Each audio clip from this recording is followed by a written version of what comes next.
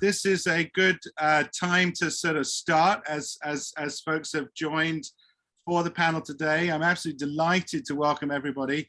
My name is Michael Diamond. I'm the Academic Director of the Integrated Marketing and Communications Department here at NYU School of Professional Studies in our Division of Programs in Business.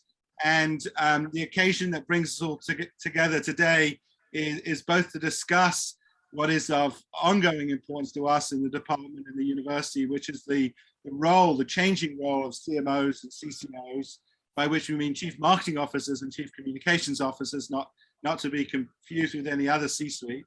And also to introduce to you a new executive master's degree in marketing and strategic communications that will be launching in the fall.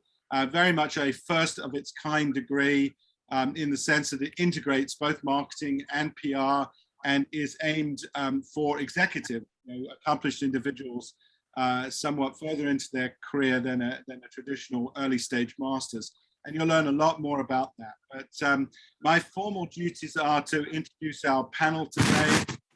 We are joined by Douwe Bergsma, who is the Chief Marketing Officer of Piedmont Healthcare, based down in Atlanta in Georgia. Douwe was the first CMO of Georgia Pacific, had a very distinguished marketing career, and has been very much a leader in our industry, both as a mentor for emerging marketers, as a judge of lots of competitions, etc., and someone who really has contributed enormously, I think, to the training and the experience of marketers across the country. So we're absolutely delighted that we have Douwe with us today. Then we're also joined by a couple of my colleagues, both in their own right, distinguished teachers, but also practitioners. Bahriye Goren joined us from the Leeds School of Business, but is an executive, a marketing executive, with a lot of experience in innovation and research, brand management, product management, at places like Unilever and Kantar, etc. And she is the lead faculty on the new Executive Masters. So I'm delighted she's able to join us. And then Jennifer Scott, who is a clinical assistant professor in the Integrated Marketing and Communications Department, leading our PR faculty, is herself a distinguished PR practitioner, having led Ogilvy's North America business and thought leadership globally for Ogilvy. And she's here, I guess, as best to represent the PR side of the shop as we can. Later, you'll hear and see Matt Latessa, who's one of our admissions officers, and he can answer some more specific questions about the program. We're going to do this. It's being recorded today, as you can tell. If you have any specific Q&A, which you're welcome to pop into the Q&A bubbles. If you look at the bottom of your Zoom screen, you should see a little set of bubbles that say Q&A. That's the place to put comments or questions. And I will try my best as moderator to, cull and harness all the good questions and get them to our speakers as we move through the afternoon. So, without further ado, let me kick this off and perhaps ask Douwe. You sit today in a position where you manage both marketing and public relations within Piedmont, but I wonder what you think are some of the more important trends and forces at work, facing CMOs and CCOs today. Well, thank you, Michael, and hello, everybody. First of all, thank you for including Piedmont in this session, and congratulations with your new program. I always wonder, where were you when I needed you? 13 years ago, when I was aspiring to become a CMO and now CCO, and I had to gobble it all together myself over the years. But congratulations, and looking forward to the success of your program. But back to your question, if you look at the consumer journey all the way from when they start engaging with your brand, or in our case, our healthcare system, all the way down through the awareness and the preference, the conversion, the experience, and the advocacy, every step along the way has changed and will continue to do so, mostly driven by technology and digital transformation. And whether it's in the areas of media or the way patients book and make appointments or pay their appointments or visit their doctors. You know, we have a lot of virtual health visits nowadays, all the way to payment and how they post their reviews and ratings. All of these things have existed through 116 years that we exist here in Georgia. But they all have transformed significantly due to the availability of data and the growth of technology and the progression of technology. And as a CCO or CMO, and you're right, CMO stands for Chief Marketing Officer. I've been a Chief Marketing Officer for 13 years and never had to explain myself. Now I'm in healthcare and everybody thinks I'm the Chief Medical Officer. And you know, I'm one of the last people you want medical advice from. So I've learned to spell out my title completely whenever I'm in a healthcare environment. But between Chief Medical Officers and Chief Communication Officers, which is combined here, understanding those changes in society on the consumer side, as well as on the business side, as well as in our case, the physician side, is essential to make sure that you have the right engagement with the right people at the right time, at the right place. Yeah, I mean, it seems to me that one of the driving factors that you referenced there was technology. I guess that seems to have mediated the relationship you have with consumers. Quite significantly, I would imagine, in healthcare particularly. What do you feel sort of rusty about, or wish you knew more today than you did 10, 15, 20 years ago? What do you think has been some of the more challenging sort of topics that have emerged that really are new things you've got to force yourself, or I'm sure you embrace it, but you know, you've really got to get your head around? Yeah, it's easy to say the metaverse because that's now the topic du jour, but it's kind of on the extremes. On the one hand, 20 years ago is a long time, but on the one hand, being human-centered and purpose-driven in all you do is something that has risen to the top of the priority list over the years. Now, before I was at Procter & Gamble and Georgia Pacific, and having a purpose-driven, human-centered approach to your brand was not natural. In healthcare, it is purpose-driven and human-centered because that's the business we're in. So it comes a little bit more natural in my current position, but you know, the many years before, it is something that your eyes needed to be open to, and you had to have some skills, which is kind of more on the emotional, aspirational, sometimes spiritual side of the equation, right? And then you go all the way on the other side, is kind of how do you become more data-driven, and how do you become more of a scientist? A lot of people look at marketing and communication and they see the content side and the creative side, the sexy side. And I always tell people marketing and communication often is math before it is story. Because the math decides what kind of story to tell, where and when and how. And on both sides of the equation, the human-centered part and the data-driven part, while they don't feel a natural link, they are an essential part of the job. And 20 years ago, I probably would not have given you this answer. Yeah, I think we're fond of talking about sort of the math and magic, or the poetry and plumbing of marketing. So. But Bahriye, you know, I know, you know, probably all of those themes resonate with you, and most recently I read some interesting work you wrote about innovation and the role of innovation. So I wonder if you might connect with us on some of these other disruptive forces, you know, that you've been monitoring and watching. So. Absolutely, thank you, Michael. So yes, further building on what Douwe just mentioned.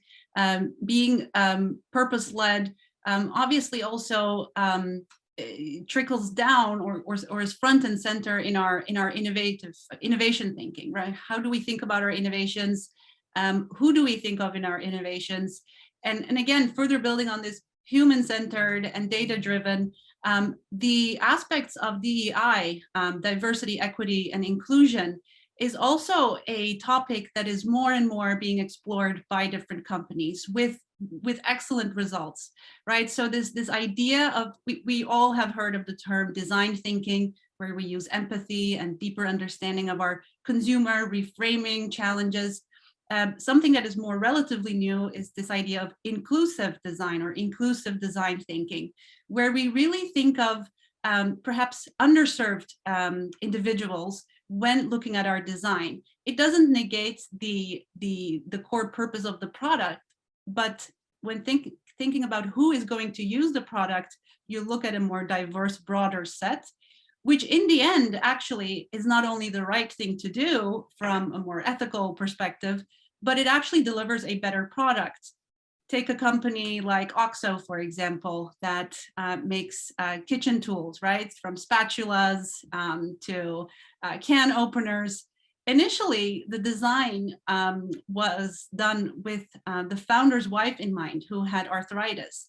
And but by creating products that have an easier grip, guess what? The mainstream consumer, it really resonated with the mainstream consumer, and it has been a huge success. Obviously, also when we think about, again, further building on Douwe's point with purpose, if we look at this from a more sustainability aspect, we've all talked about CSR for decades now. It's one of the reasons I joined Ben & Jerry's almost 20 years ago, being a pioneer in that field. Again, we're taking things one step further, so we can look at elements such as fair trade, but that's when we give a piece of the pie to farmers, for example. But if we take it one step further and think of it as shared value and go to local communities, look at how they are doing their productions, and actually help improve it, make it more sustainable, you become more efficient, you help Mother Nature, and the pie becomes bigger for everyone. So again, much more sustainable thinking from everybody's perspective, which creates a win-win-win. So I think those are just two examples of different ways that CMOs and marketers and CCOs, of course, are thinking, that we also discuss in long detail in our executive program. Yeah, well, it is good finally to see a program that's trying to address a number of these different topics. And I think what gets us all excited about the new executive masters is that it's integrating marketing and PR as well. I wonder if Jennifer, you might comment. Historically, PR practitioners have very much been the sort of not governor but protector or nurturer of corporate reputation.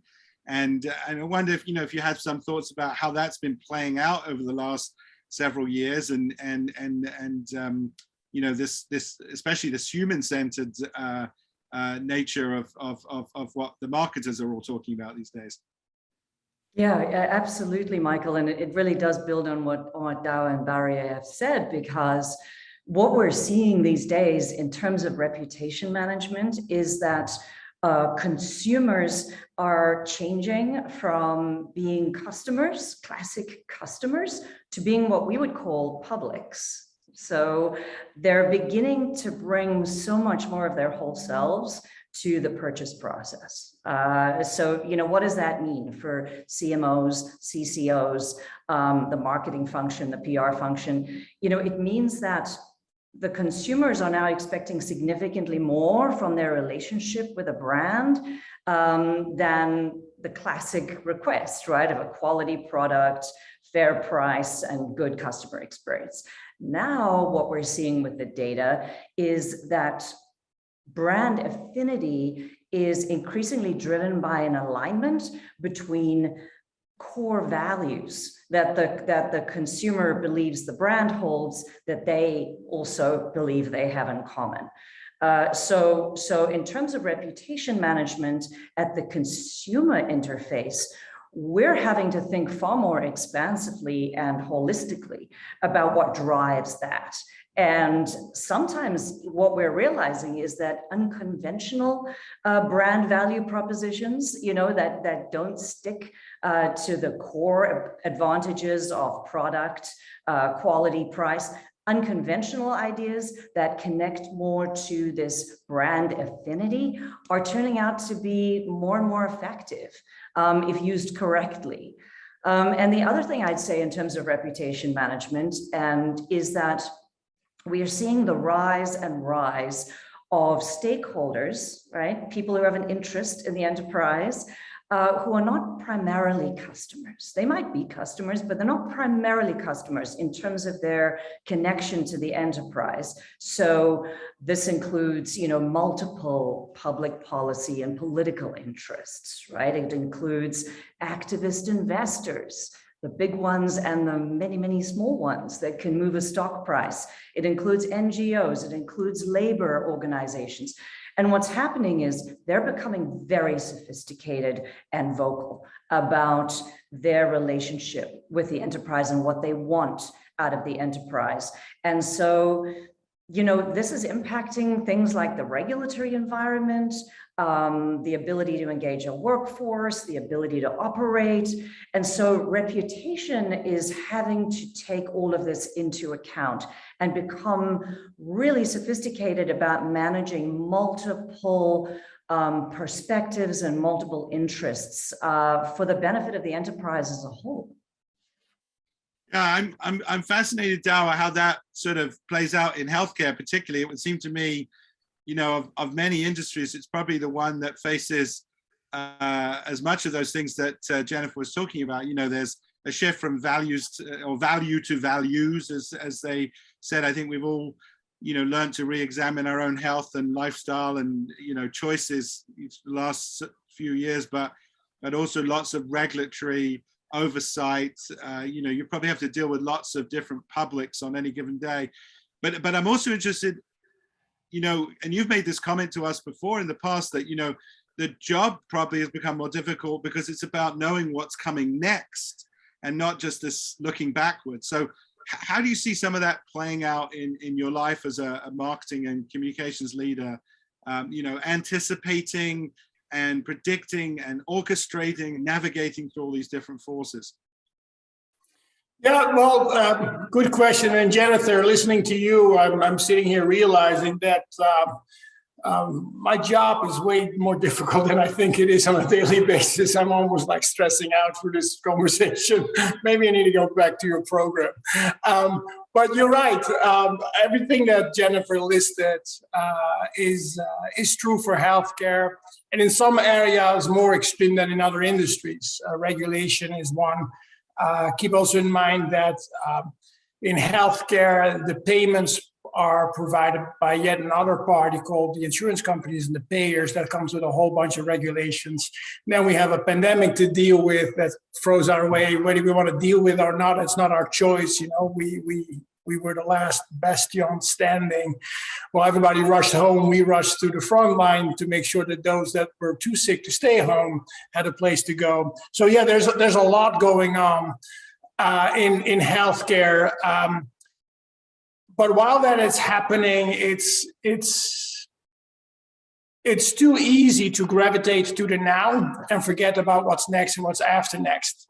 And so regardless of each of the parts of the job that you spoke about, it is important to know what is no longer of value, what is of value. We sometimes forget that some things are still valuable, even though they're old or even though they've been around for a long time. When I got to Piedmont, I reintroduced TV as a medium because, at one point they said TV is dead. It's like, oh, not really. It is still the number one mass media, even in the state of Georgia. But also what's next, what after next. And in healthcare, a lot of the things that are next are already current in other industries, hospitality, airlines, insurance, financial.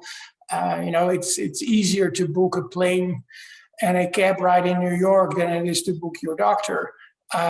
You could argue that, booking a plane ride to New York is a little less important than booking your your doctor in some instances. And so what's next for us is to catch up with other industries, which basically means catching up and meeting and exceeding the needs of consumers.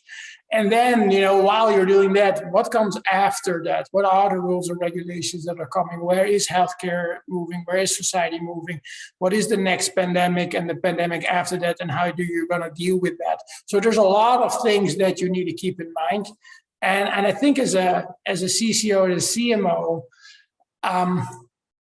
it's your job to find the best people to deal with the now and partly with the next. But it is your individual responsibility, in my opinion, to also figure out what's next and what's after next. Because if you don't do that, who will? Not everybody has the same access to the information, the data about where consumers are going, or where competitors are, or where competitors are going. 5 years ago, nobody in healthcare, I believe, was worried about Amazon coming into healthcare, or Walmart or CVS expanding, or having startups out of San Francisco like ZocDoc entering the space. And in some areas, they are your colleagues, your partners, your peers. In other areas, they're going to compete head to head with, with the patients that they're trying to recruit.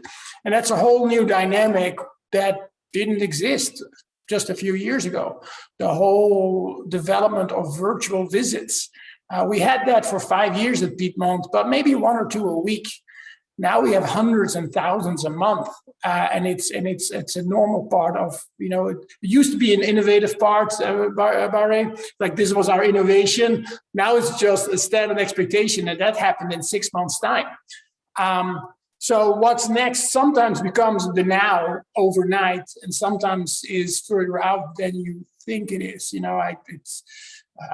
I'm looking for the application of AR and VR in healthcare marketing and communication efforts, but we've been talking about it for years. So it's kind of finding that right balance and hopefully getting it right. I think it's an interesting way to bridge, Bahriye, to perhaps some aspects of the degree. This notion of the now and the next obviously is very much part of how we've been thinking about things. And this idea of developing new perspectives on things that you traditionally have seen. And somehow it seems to tie in to this discussion of growth, that CMOs and CCOs are shifting their perspective from the executional excellence of, campaigns, et cetera, to, what Douwe's describing as thinking about the next, et cetera. So how do you see some of this, what do you think needs to shift or change in the way we're educating folks or thinking about careers in the industry? Well, a few things, right? And indeed, all of these we thought long about and are reflected in our executive program is indeed looking at, not just looking at the products and services that you have and the customers that you're serving, but really thinking about what is the business model and what different innovations can come in our business model. And what changes do we see perhaps in adjacent categories? I mean, one of the things that Douwe was just talking about really relates to this idea of platform innovations, right? Where it's no longer about your value chain. You go from manufacturing, for example, through a linear process to your end consumer, but it's about creating ecosystems, having a platform with two-sided customers, if you will, or not even customers, partners, because exactly as you said, Douwe, your competitor can be your partner in a different area in that same ecosystem, right? So it really does become very complex, and oftentimes companies react to these things versus initiating these changes and innovations. And that's really where the role of the C-suite comes in, right? To be able to anticipate and co-create. But that obviously goes further than the analytics or the kind of the processes that you have. It also has to do with what kind of teams you build and what kind of culture you actually instill in your organization. Because in innovation, we always say you can only innovate if you fail along the way. There is no way to innovate without being open to things that don't work, because that's the only way to get to better products. And building those type of personal, individual capabilities like resilience, how to deal with failure, and maybe even redefining the word failure has a negative connotation. And for example, if you look at X, which is Google's division that comes up with moonshot innovations, they refer to failure as a badge of honor. They actually, if someone shuts down their project, give them a bonus, a break, and then they begin on a new project. That's, of course, a very different way of thinking than we are classically used to in organizations. And that thinking and behavior especially comes from the top. And that's when it gets reflected as people feel comfortable and not as scared to make quote unquote mistakes. So those are just a few aspects that I think ties into this topic. I don't know if that answers your question, Michael. You know, I'd love to also sort of join back the sort of PR world as well, Jennifer, a bit. I think for those of us whose history perhaps was more marketing oriented, and certainly for someone like me who, coming into this role, running both the marketing and the PR programs at the school, has learned to appreciate the power of PR practitioners to really have an influence in the C-suite and help shape, some of the conversations, the broader conversations. I'd ask almost, perhaps to put you on the spot a little bit, is what can marketing, what could the CMO learn from the CCO? Perhaps is an interesting question. And so we're very much focused on this new executive masters about that integration and that exchange. But what's your thinking about opportunities there? Well, Michael, I think this is a pivotal issue, and obviously we have a degree here where we're offering people advanced education and understanding how you integrate marketing and communications, and it's essential for enterprises, especially large enterprises today, that there be a seamless coordination between the marketing and the communications functions. We've seen countless cases of companies misstepping with their brand, with their products, because they haven't factored in this large ecosystem that now impacts the brand that, Douwe was lamenting, he has to deal with. It's a hard job. And I think, in terms of what the CMO can learn from the CCO, and I know, somebody like Douwe is both those people at once, right? So maybe you have two little different personalities on either shoulder, but my perspective is that the CCO mindset can be very valuable in the C-suite, because I think the chief communications officer is in the business of managing stakeholder relationships. And inevitably, those stakeholders are not always aligned with the enterprise goals. And so what the CCO brings into the C-suite is an ability to speak truth to power, literally, to be the iconoclast in the C-suite and raise issues about external interests, external agendas, cultural forces, political forces, social forces that are coming into the organization, that the other functions within the C-suite are not necessarily, it's not their day job to worry about these things, right? They're worried about growing markets, increasing competitiveness. They're worried about legal compliance, they're et cetera. So I think that for CMOs to listen to what CCOs are bringing to the C-suite can have enormous benefit. It can help to drive innovation with unconventional perspectives on certain trends that may not be central to the enterprise, but may affect it down the line, with insights into issues management and early warning systems of threats and challenges that may be coming into the organization. And also in terms of global business strategy, what are the different dynamics at the global level that can impact the enterprise that maybe the enterprise doesn't have on its radar, but the job of the CCO is to have it on their radar. Can I add to that? Yeah, go ahead. The one thing that I also would like to add to that is the CCO perspective, or the communications perspective of the internal stakeholders, the employees. Most CCOs or communication leaders are dealing and managing the external stakeholders and reputation management, but almost all of them are also in charge of internal communications.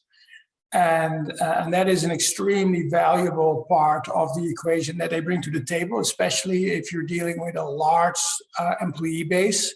And if you're in a service where the employee basically is the service. In our case, it's our physicians and our nurses and our staff is the product, is the service. And then you have the whole system office behind that. And my communication departments, the internal and the external communication folks, and that's why I prefer not to say PR, but communications, they are essential in bringing that forward. And as we launched a new campaign, for example, we had a lot of dialogue about what we as a marketing organization are saying to the outside world. To what extent is it embraced, supported by the internal employee community and all the physicians and practices that have aligned themselves to our brand. And that was not a good match initially, so we had to do some work there, but it was the communication community that brought us forward and went to battle on behalf of those stakeholders. Yeah, I wonder, Douwe, if you could build on that bit and sort of some of the broader sort of relationships you've had to build or feel, you know, marketers need to build with the CEO and the CFO more generally. You know, when we think about this idea of helping the leader to prosecute his or her agenda, you know, how, you know, their perspective on growth, their perspective on success. You know, what are some of the things, perhaps even in your own career, that you would point to and say, you know, that knowing this or having done this, etc., has enabled me to be more effective of counsel to the CEO? Yeah. You want to say all relationships are important, but some of them are more important than others. And I'm apologizing to my C-suite peers, who I'm not going to mention in the next few sentences. I'm going to get in trouble with this, Michael. But as I just said, as you run communications and you have a closer relationship with communications, whether you collaborate with them or they are under one umbrella, you naturally will flow into a much stronger relationship with HR, especially when you're in the business of services and where your operations are very people-driven, whether it's retail or, you know, airlines or hospitality. So the relationship between marketing, communications, and HR is essential, because without that, you know, the product, the service doesn't come to life. That's one that you often don't hear about in marketing communities, marketing networks, conferences, et cetera, et cetera. You rarely hear talk people like, oh, the CHRO and the CMO are presenting together. You know, much more in fashion today is the CFO and the CMO, or the Chief Brand Growth Officer and the CMO, or the Chief Experience Officer and the CMO. All of those are important, but I think by now people kind of realize that the experience, that the financial parts, and that the operational part are coming together. But in order to have the attention and the ear of the CEO, the CFO, the finance continues to be a must.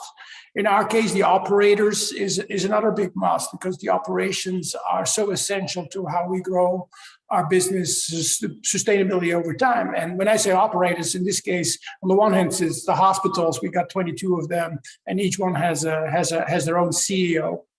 And on the other hand, it's the physician enterprise or the clinic where all our physicians sit. Our physicians do not report into hospitals. They are a separate organization, but the combination of the hospitals as well as the physician enterprise is where all our business is. And that's why the operators are. So I mentioned a long list. You know, the CIO nowadays, we just talked about, you know, on the one hand, human-centered, and the other technology-driven and data-driven. So you could connect with the CIO. And again, finance is essential.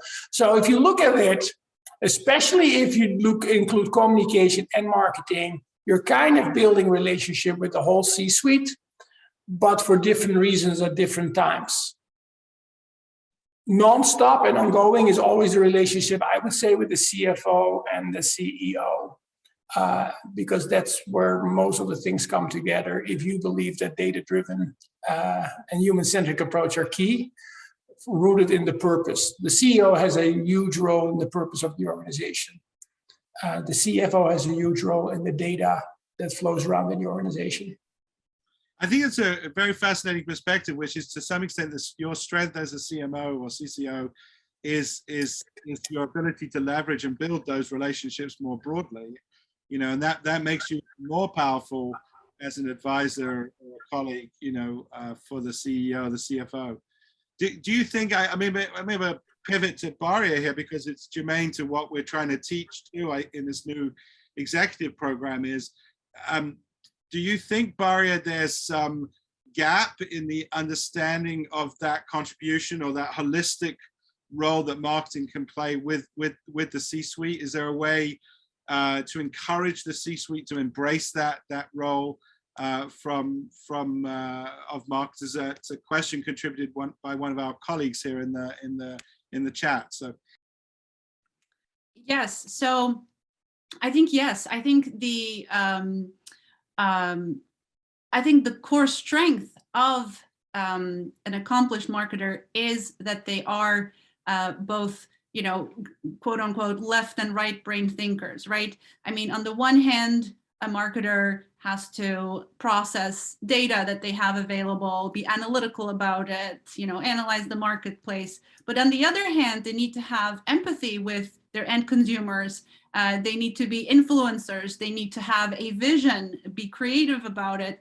And those are obviously very different traits. Now, how to kind of convince the C-suites, if you will, that both traits are, you know, are as relevant, especially when combined, I think it boils down to the bottom line. I mean, by combining both those different set of skills is exactly when you get to better innovations, also just happier customers, more loyal employees. I 100% agree with you, Douwe. I find it also fascinating that CMOs and CFOs get coupled, but my gosh, how important is that relationship with the chief HR officer, and how does that then indeed trickle through to the, you know, to the external kind of image of a company? And not, image is not the right word, but literally how you are perceived from everything that you do. So, Michael, again, to come back to your question, I think it plays into the strength of usually people that work in marketing, and in the end, the numbers speak. It delivers more results. I think that's I think at the core of it, at the heart of it. yeah, no, I'm sort of fascinated by this question and this dynamic, and I you know, the nice thing, you know, just so sort of context of people listening in. Bahriye and Jennifer and I actually work within what's called the division of programs in business, and within that division we have actually, you know, some of the leading thinkers around HR in Professor Anna Tavis, and some extraordinary folks on the management and technology side led by Shoshana Bass. You know, so we I think are fortunate. Perhaps we underestimate how easy it is to have those kind of collaborative discussions or be engaged in those discussions, but it's clearly critical to the, you know, the professional development and the success ultimately of CMOs and CCOs, you know, these broader relationships with technologists, etc. So so I think, you know, it's probably a good chance to sort of begin to pivot to talk a bit more about this degree. You know, many of the themes that you've raised as panelists, I think we are trying to address in this new executive masters. And you know, one thing I would say as just sort of broad entry, and I imagine, I'm certainly knowing Douwe and having encountered him in some other educational sort of forums, he would probably agree that, you know, the idea that we as marketers or communicators need to be committed to a lifetime of learning. Yes, that there's no point, that the very linear traditional view of education was, you know, I did my undergraduate, perhaps I did some graduate school, then I went to work for the rest of my life. You know, that just isn't the model that most professionals are able to manage any longer. And the nature of all of our careers, the nature of work itself, the nature of the industries in which we work, all of those have been rapidly transforming. And at the heart of, I think, most successful executives is of some form of intellectual curiosity, and that turns into lifelong learning. So I think I'd encourage folks to see this executive master's degree in the context of that. That however accomplished you are, there's always an opportunity to go back and think more about what, as Douwe said, what's next. What's the new perspectives that I need to explore. So Patrick, I'm going to ask you perhaps to pop up a slide, or Bahriye, if that's your pop up a slide, just with the intro, and then you can sort of drive us into some conversation about the degree. Douwe, I want to thank you very much. You're welcome to stay. We'll probably only be together for another 10 or 15 minutes, but in case you have to leave, we want to say thank you very much for joining us and sharing your thoughts. So. You're welcome. I was happy to be here. Excellent. Okay, apologies there. I was looking for my unmute button. All right, so to go into more detail of our new program, the Executive Masters in Marketing and Strategic Communications. Of course, the first question always is, who is it for? This program really was designed for what we call marketing and communication or public relations executives that are on the rise, right? So these are, we're looking for accomplished individuals that have reached a point in their career where they're very proud and are really looking to accelerate, further accelerate their career as they are looking into entering the C-suite as one of their next steps, or perhaps pivot. We can also imagine that sometimes, especially after having accomplished quite a deal, you may want to pivot into another industry. In our program, we also have industry primers. So we also have looked into that in helping people pivot as well. Typically with an average of 10 to 15 years of work experience. And because of this target audience, the program was also really designed by actual senior level practitioners, as well as leading scholars that all have practitioner backgrounds. So you would be taught by people that are actually in the arena or have been in the arena. So you really get those insights from people in the industry. And again, I mentioned it just before, but our target audience would have the goal, and our goal would be to prepare them to be the next generation of CMOs, CCOs, and of course, chief growth officers, right? There are these new, quote unquote, newer roles out there where different aspects that CMOs and CCOs are responsible for, get combined and really are linked to business growth. So those are all part of the audience. How is the program formatted? How is it scheduled? How is it set up? Well, as I said earlier, we really have the executive in mind, people that are very busy, that have busy lives, full-time jobs. So the classes actually meet in low residency format. I'll get to exactly what that means in a minute, but in essence, it means you have flexibility, and the actual in-person and live aspects are more minimal than the asynchronous parts of the program. It's cohort based. I just skipped over that first point here, but that's really a key aspect of our program, right? So you would be in a cohort with other people that are accomplished and looking to move to the C-suite. The semester starts with a 3-day in-person immersion session to really create that group, kind of a cohort, so that everybody knows each other as you start the semester and build those connections, or start building those connections. And then throughout the semester, as I mentioned, it'll be a combination of asynchronous remote as well as live remote sessions every other week. And then after the immersion, in-person session, we will have 3 weekends where we will meet in person, which basically are Friday afternoons and Saturday mornings in New York City. So what will you get out of the program? What will you learn? So first of all, it's really about looking at marketing and PR through this lens of being growth drivers. So how do marketers and PR professionals and communication professionals really contribute to business growth? It's about learning these new fundamentals, as we call them, of digital and data capabilities. That so many accomplished marketers and communication professionals are actually looking to further expand on, as well as expand on industry and career scope. Right, this is really to help people push through and get to the next level, and really look at these new perspectives, whether it's on how to look at competition through different business models, or how to look at the consumer through, whether it's through, design thinking with empathy, or through the data capabilities, because we have so much data available.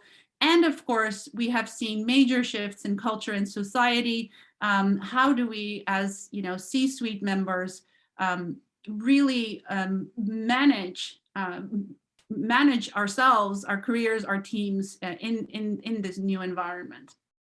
It's also about helping our students develop basically expertise in language of business, right?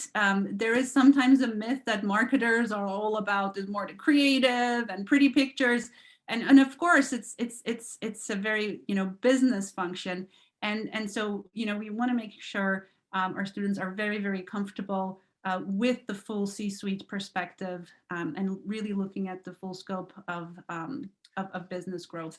And then of course the more the more individual, I hate to use the word softer, I would rather call durable aspects of building resilience, empathy, collaboration. So really looking into those aspects of leadership. With that said, I'd like to hand it over to Matt, unless you'd like to jump in and add something before we do, Michael. Yeah, I think it's. Can I add something? Yeah, go for it now. We do.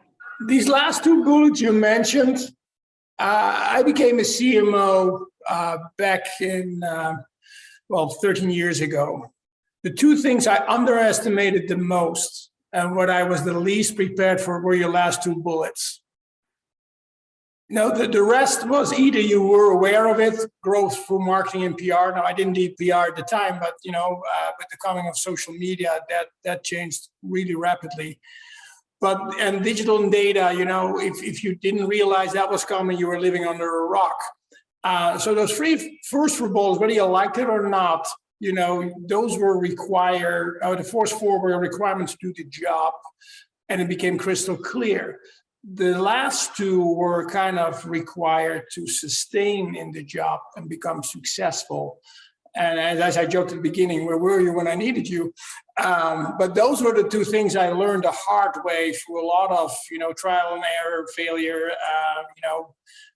tough business performance reviews and individual performance reviews, and being blessed with some good bosses and colleagues that, were truth tellers along the way.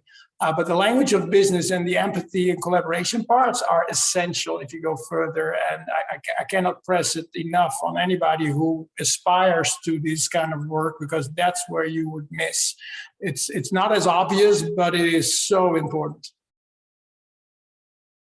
Fantastic. Yeah, I think that's a tweetable quote. Where were you when I needed you? So I appreciate the support. I think it's as present today and as important today as it probably was, as you said, 10, 15 years ago, or when we all started our careers. So, but all right, let's ask Matt Latessa, who's one of our admissions officers, and certainly the person you'd want to reach out to for anyone interested in the degree, to just take us through a little bit of some of the process stuff, and then I think once we've sort of concluded thoughts there, we'll probably bring the session to a close. Hi, everyone. Thank you so much for joining us today. And my name is Matt Latessa. Thank you so much, Michael, for introducing me. I am an admissions officer here at NYU SPS. And for those of you who are currently in attendance live, I've dropped my personal email address in the chat. So if you want to reach out to me regarding any admissions related inquiries about this program, feel free to reach out to me. We can also get you in touch with the department to have more in-depth conversations about the content and curriculum and structure of the program. So with that in mind, we're just going to take the next 5 or so minutes to walk through the admissions requirements for this program, because it is a unique and wonderful new endeavor for NYU SPS, and that with that comes a little bit of a different approach to the admissions process. A lot of it is very similar, though, in that you are required to complete an online application, which is available at our website, sps.nyu.edu. There is also associated with that an application fee for $150. However, the admissions office does host some events that are coming up that grant you a fee waiver. And furthermore, you can request a fee waiver if for some reason you have extenuating circumstances that would prevent you from being able to pay it. So there is a degree of flexibility when it comes to that. If you need more information about that, you can reach out to me and I can get you in touch with the appropriate parties. For this program, we are requiring 2 letters of recommendation. And as has been mentioned, this is a program that focuses heavily on your previous work experience. And to that end, we do require that at least one of your references comes from a professional source for this program, just so that they can speak to your competencies at work, your ambition, and everything that you've accomplished in your professional career. The more you can highlight that on this application, the better. It being suited for mid-career executives who are looking to step up their career or pivot in a new direction. We would love to hear as much as we possibly can about how you have contributed to your organizations in a professional sense. Furthermore, we do require that you upload all transcripts from all the institutions that you have attended. Even if you have achieved graduate level programs at other universities, we would love to see how you did there. This includes undergraduate as well. It is a requirement that everyone who enrolls at NYU SPS in a graduate level degree holds a bachelor's degree. So we need to see all of your transcripts from that time. Of course, we are evaluating for professional competencies as well. And so please do upload a detailed resume that allows you to highlight in a 1 to 2 page document all of your achievements. I know that can be hard, especially for a program like this, distilling all of your accomplishments down into 1 or 2 pages, but the more concise you can be in that process, the better for the admissions team. And then finally, for this program, there are 2 essays that you will be required to write, one of which is a statement of purpose that outlines your desires to enroll in this program, why NYU SPS is the right program for you. And then there's a second additional essay that asks you to answer a question that will ask you to communicate what the opportunities and challenges facing CMOs, CCOs, and chief growth officers are in today's business environment. And so that's a really unique opportunity to give us a little bit of insight into how you think about this field and how you think about what CMOs, CCOs, and chief growth officers really need to do to establish wonderful organizations and create effective business models. Beyond that, if you are someone who holds international credentials, meaning you attended a university that is not accredited in the United States, we do require that you submit an evaluation of your foreign transcripts. We partner with 6 different agencies that do this, and more information about that process can be found on our website. Furthermore, if you have questions about that, you can be in touch with me or the admissions team, and we can give you lots of information about how to get a foreign transcript evaluation if you need one. Additionally, if you attended an undergraduate institution that does not have English as the medium of instruction, you are required to take the TOEFL or IELTS. Those are English language proficiency exams, and we can go from there. That's only if you attended an institution where the medium of instruction is not English. And then furthermore, some applicants are asked to take the Pearson's VEPT exam, which is an additional English language proficiency test. but that is not required of all applicants who attended undergraduate universities where the medium of instruction is not English. So we evaluate that on a case-by-case basis. And if you are asked to take the VEPs, it might be a requirement. It isn't a requirement for a great percentage of our applicants, but some folks are asked to complete it. So may we please change to the next slide. So the deadlines for this program are a little bit different than for other programs at SPS. So bear that in mind, that we have a priority and domestic final deadline for applicants to this program. The first of which, the priority deadline, is May 15th. And the domestic final deadline is July 1st. And the way that we're doing admissions for this program is that if you do submit your application by the priority deadline and get all of the required application materials in by then, you'll receive a decision by the end of May. And what's going to happen is folks that are able to complete their applications by that time will receive a decision by May. But if you are unable to submit your application by the May 15th priority deadline, we'll be doing admissions on a rolling basis based on the availability of seats.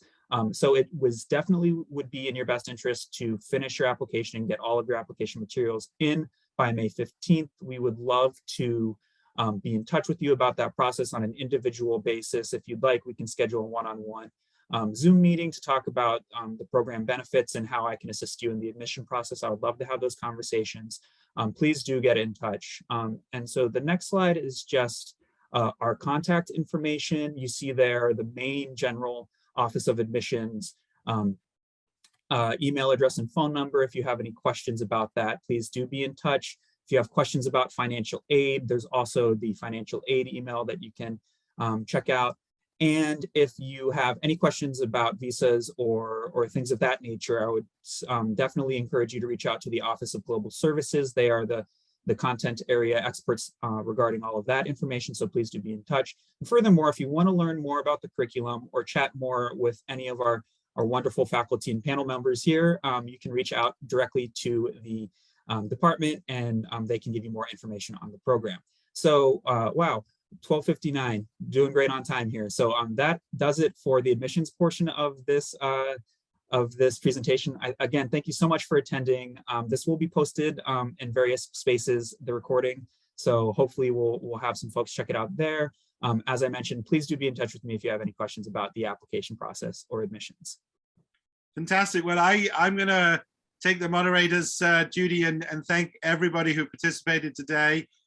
Special shout out to Douwe, who's joined us from Atlanta, and a good friend of the school and the program, and a mentor to many of our students, and my colleagues Jennifer Scott and Bahriye Goren. And thank you to Matt and his wonderful team at Admissions. We encourage any and all who are watching this video live or in future iterations, please reach out. We're excited about this unique new program. I think it will play a very important role moving forward in marketing and PR education. So please come join us. We're excited to have you in the fall.